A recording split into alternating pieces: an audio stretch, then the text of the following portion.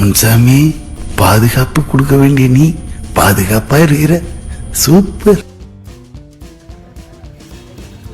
பெரம்பலூர் மாவட்டம் பாலக்கரை பகுதியில் நேற்று காவல்துறைக்கு சொந்தமான மகேந்திரா பொலிரோ ஜீப் ஒன்று வந்து நின்றது.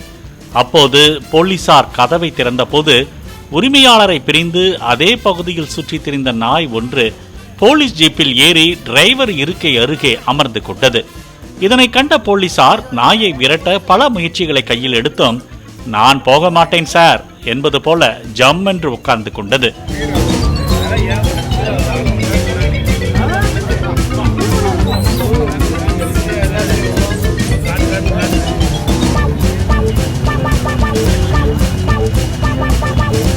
என்ன செய்வதென்று தெரியாமல் தவித்த போலீசார் தீயணைப்பு துறையினரின் உதவியை நாடினர்.